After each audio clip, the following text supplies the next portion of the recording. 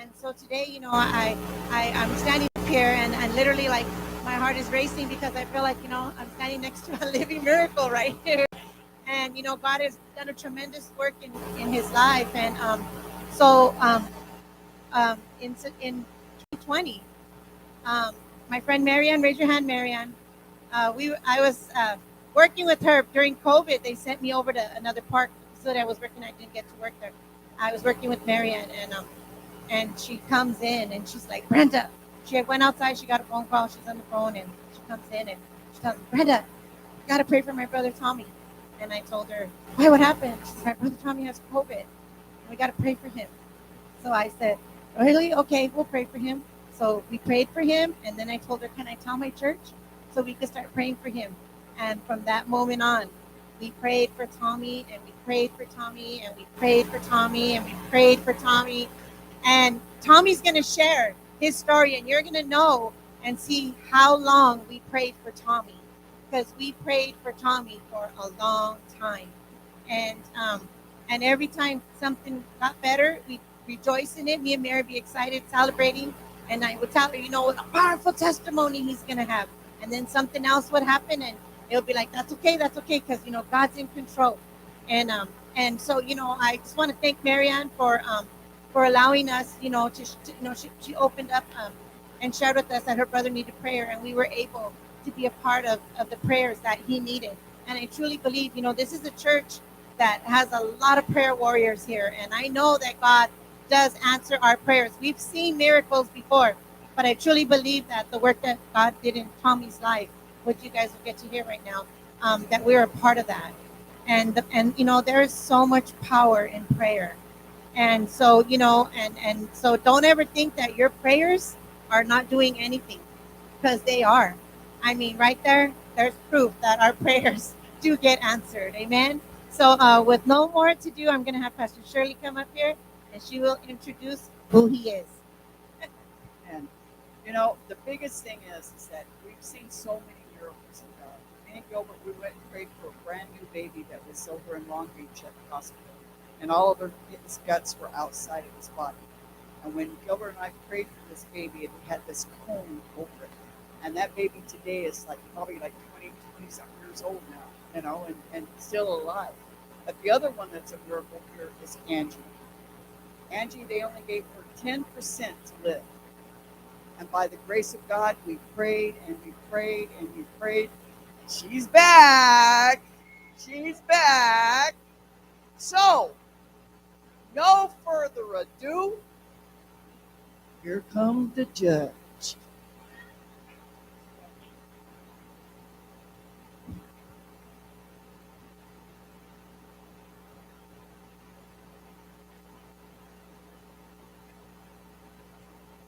Okay. First of all, I'd like to thank Pastor Shirley. And she's such a wonderful person. I feel it in my heart that she's a good person.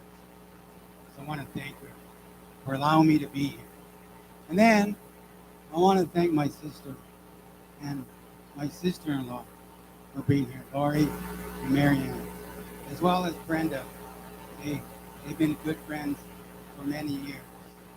So yes, I'm going to share my story. I'm going to pause sometimes because part of my story involves getting a new lung. I'm an organ transplant. I got a new lung. And I'm 6 months post-operation, which is part of the miracle.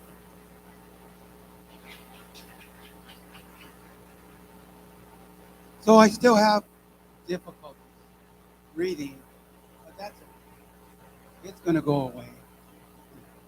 And I'm going to get much better. So I just want to start off by saying who I am. My name is Tommy Grego. I was born and raised in East LA, and then we moved to the city of Commerce. And that's where I lived the rest of my life. Well, until I went to college. I want to start off by saying that I thank you. I thank each and every one of you because you prayed. You prayed for me. You kept me in your thoughts. And I believe that I didn't deserve it. I, I didn't do anything to deserve God's miracle. You cannot pay for God's miracle. You can't do anything and receive God's miracle. It doesn't work that way. He operates at a whole different level. You can't exchange your goodness for him to give you something in return. He gives you what he wants when he wants. No matter what you do or no matter how much you think you deserve it. He operates on a whole different level. But I'll tell you, he listened to you. That's for sure.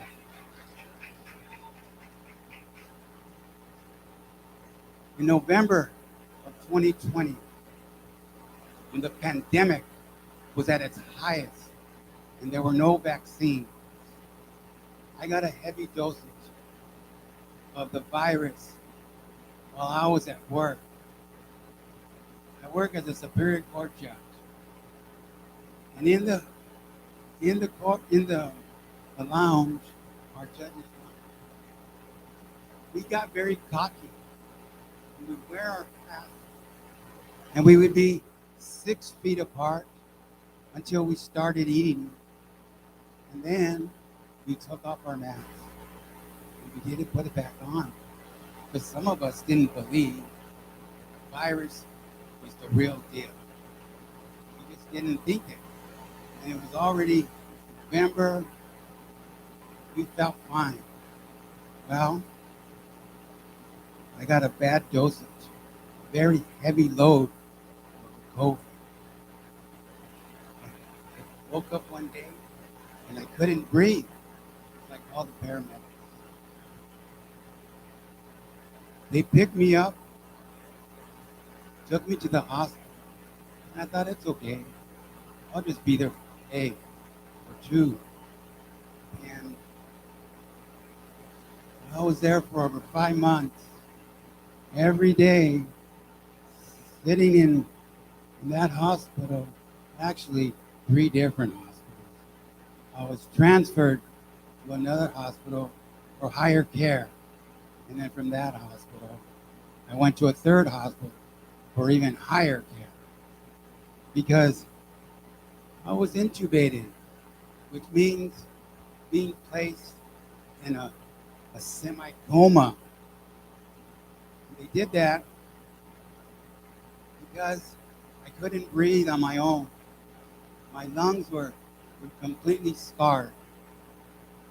And little did I know, the lung is one of the few organs in your body that does not regenerate. And what that means, it doesn't improve. It doesn't get better. If you cut your arm or you break a leg, your body regenerates. It improves. Your body is a beautiful, beautiful piece of equipment that is receiving miracles every day. But there's no miracle for the lung. Once you get sick, it's done. It doesn't improve. Well, for those 5 months, I was in the hospital. I weighed 245 pounds. I ate a lot of chorizo con huevo. That was my drug of choice. I didn't drink. I didn't use any drugs. But I used to love chorizo con huevo. And my sister-in-law's pozole. It's the best. When I left the hospital, I was 160. I lost close to 90 pounds, a third of my body. And that's because I couldn't eat. They were feeding me through my veins. And when they feed you through your veins, you get very little nutrients. It's barely enough to keep you alive. So, for the next 8 weeks, while I was intubated, they opened up my neck. They put a hole in my neck. A lot of people get trachs when they have cancer of the throat. They open up your neck and they stick a tube so you could breathe. That's all the ventilator is. They put the ventilator in me because my oxygen level could not sustain itself for me to stay alive. I needed a machine to stay alive. Most people die from the ventilator after 1 week. During that time, as you may know, some of your friends or relatives unfortunately passed away because they couldn't sustain themselves on the ventilator. The ventilator is a life support equipment that keeps you alive.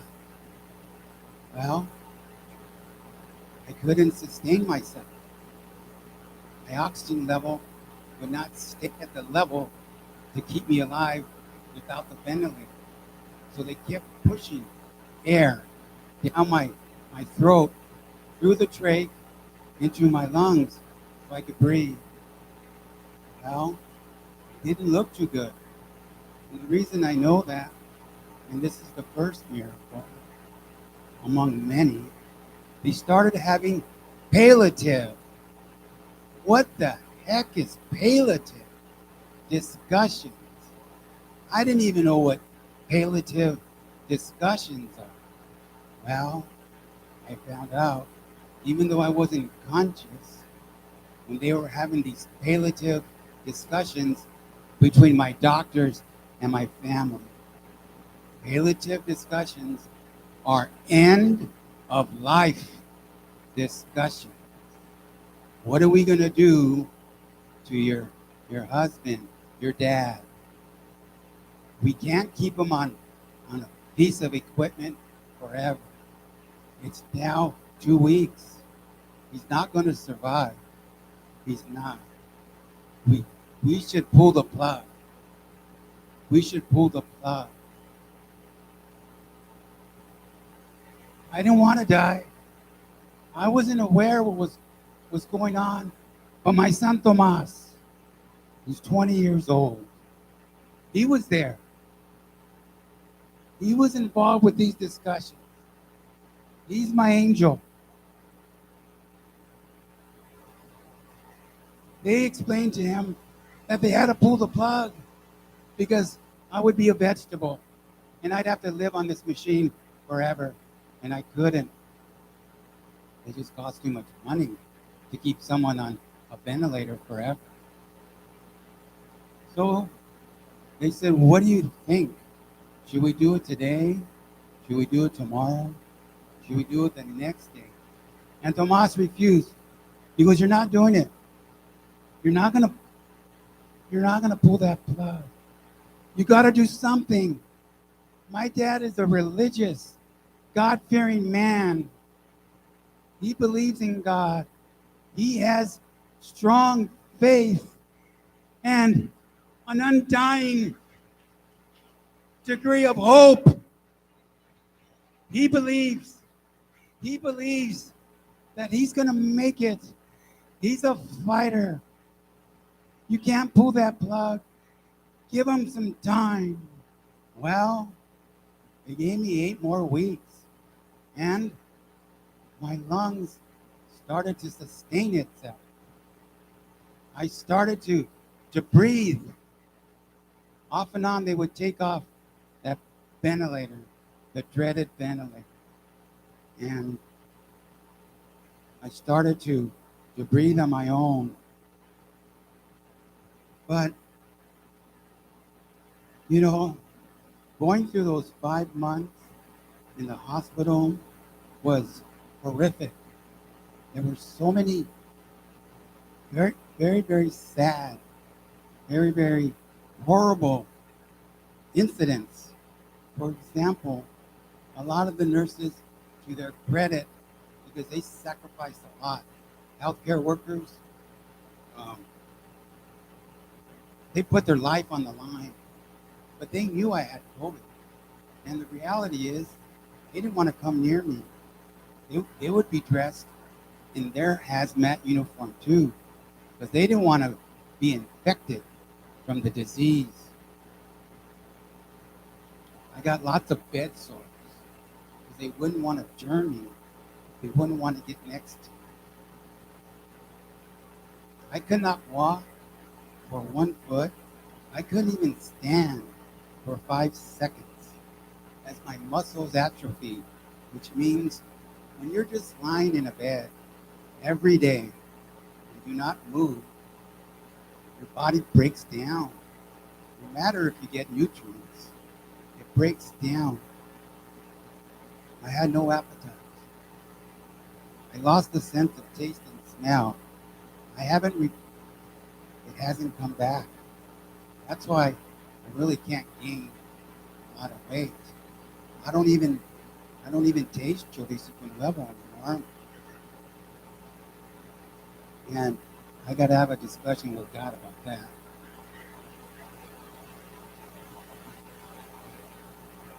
When I exited the hospital, I was on one of those oxygen tanks that you see a lot of people carrying with them. I was on 3 types of tanks.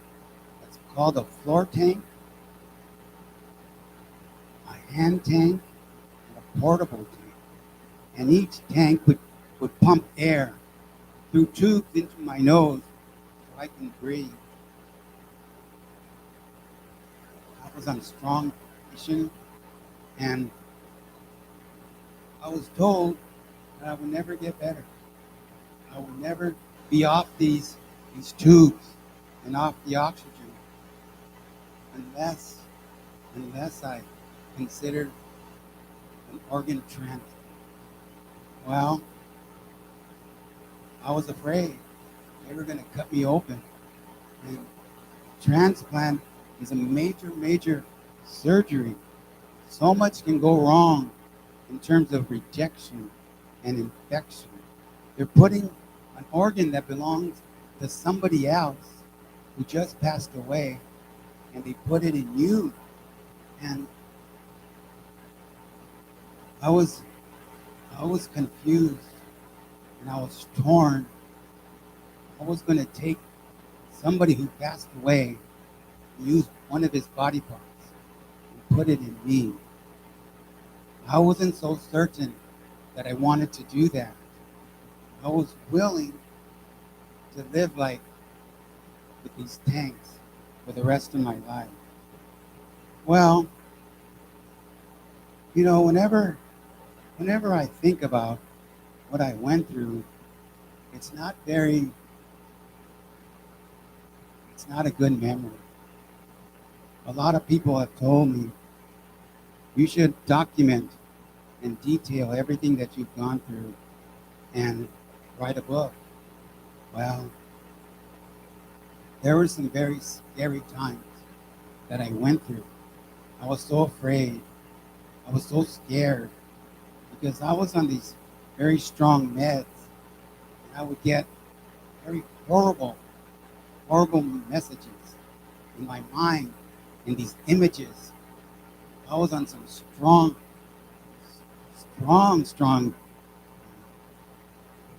anti-rejection and anti-infection medicine and very powerful steroids.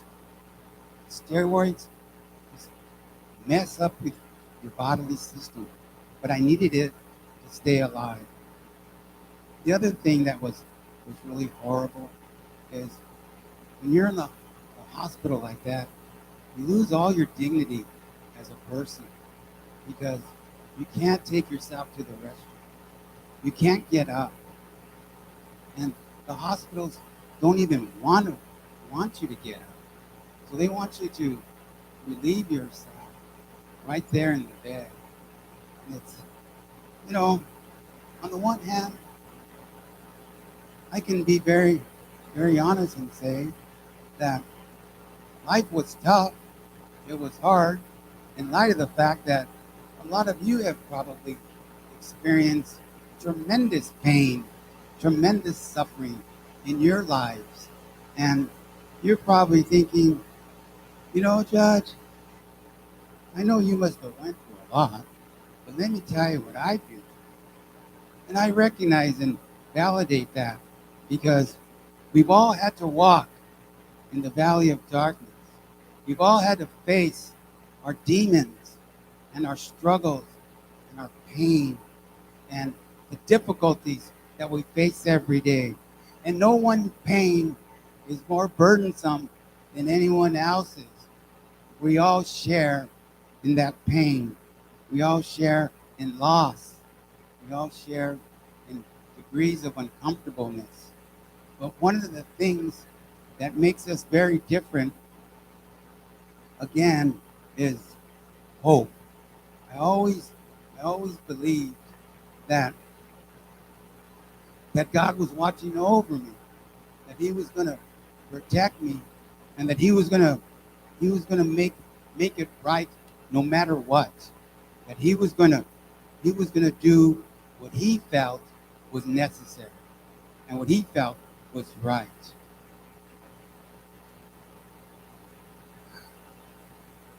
In August of 2021, 8 months after they opened up my neck and they took out the trach, went into the nurses, the doctor's office who removed it.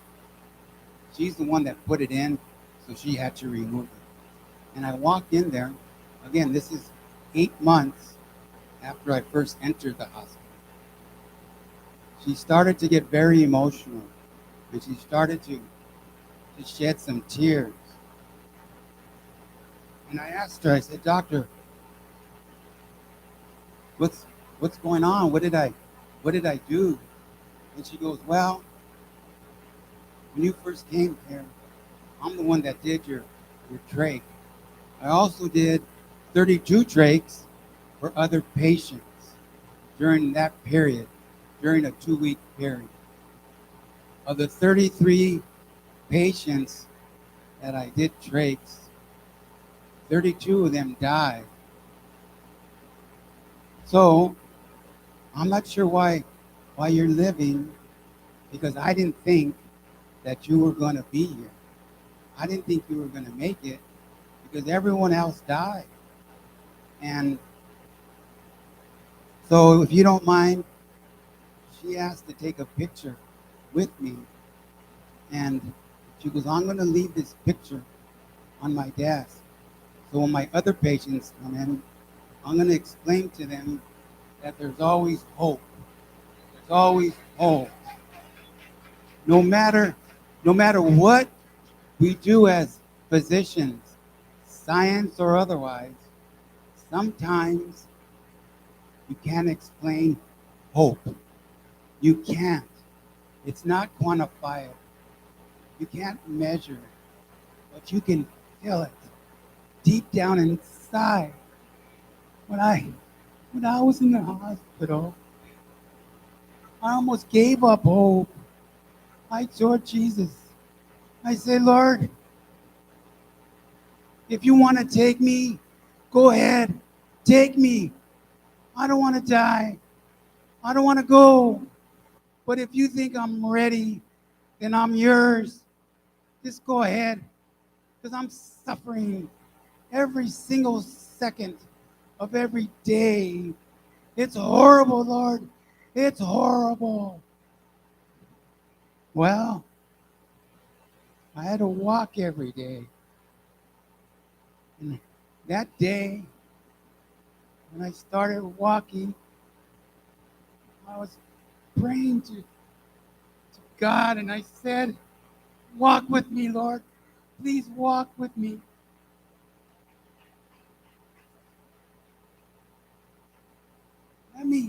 Let me walk without these damn tubes.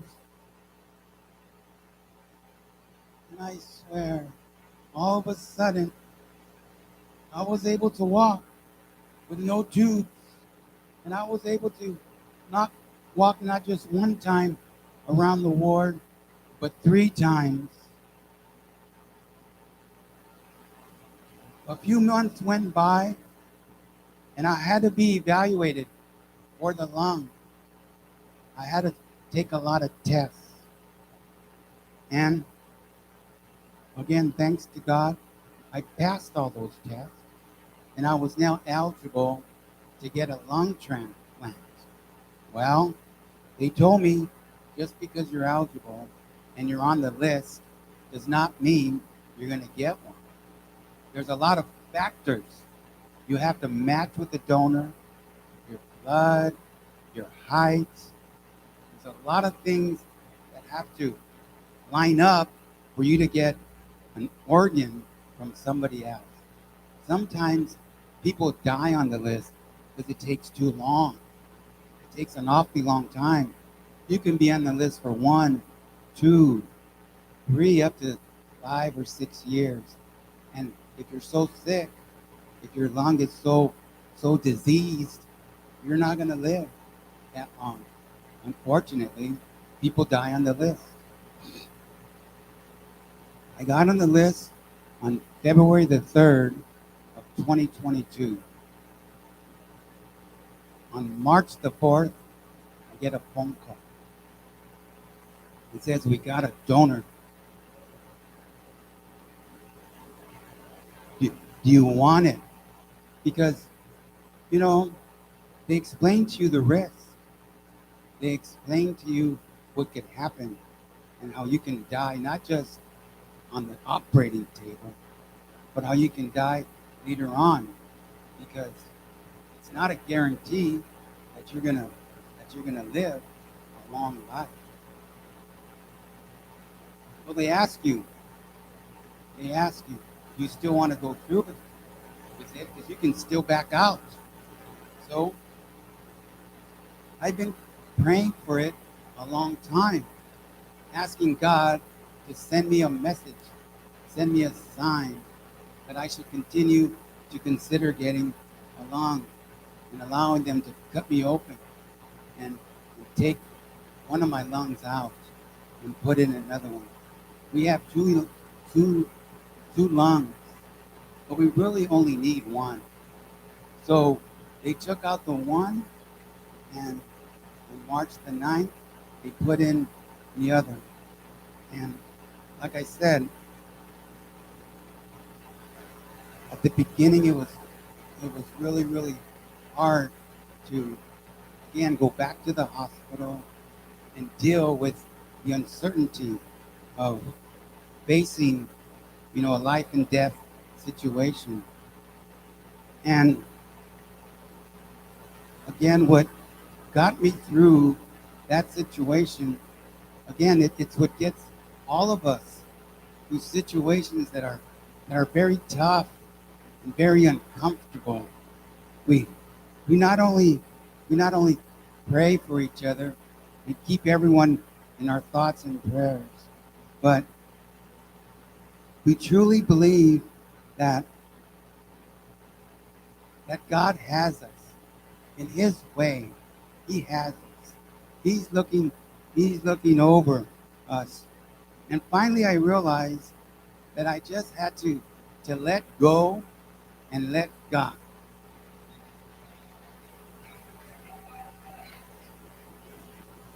To not question, to have strong belief that He had me in the palm of His hand.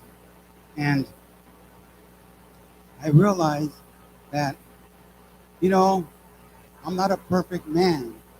I'm a sinner just like anybody else. So I didn't deserve God's grace, because I don't think anybody does. I don't think we can do anything, again, to deserve, God's goodness and His vast strength.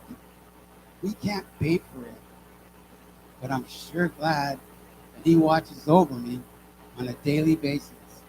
And someone just said earlier that we have miracles every day when we wake up. And as mentioned, I'm a Superior Court judge. I wake up every day I'm not a criminal judge, by the way. I'm a I'm a civil judge, and I deal with people suing each other for money. But I wake up every day because I went back to work on July the 11th, almost almost over 20 months of being off of work, and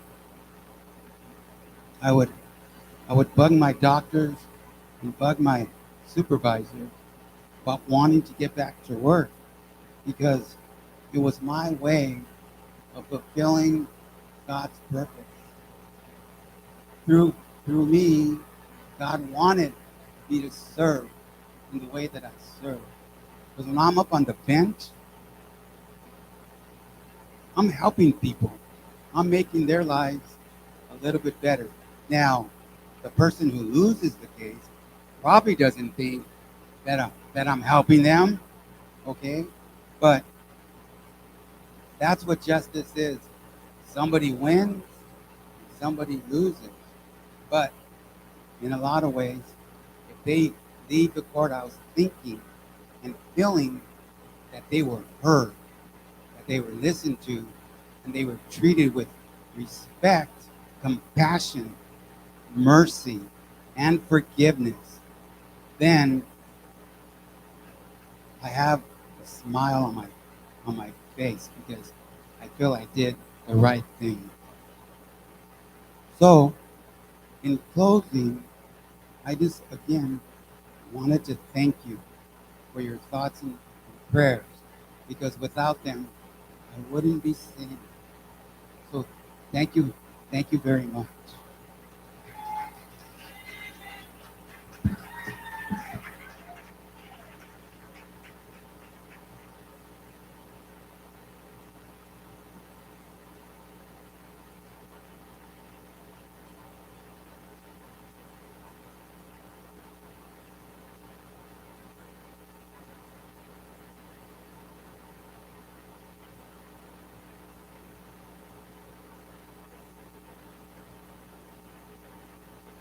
That's why we can't take life for granted.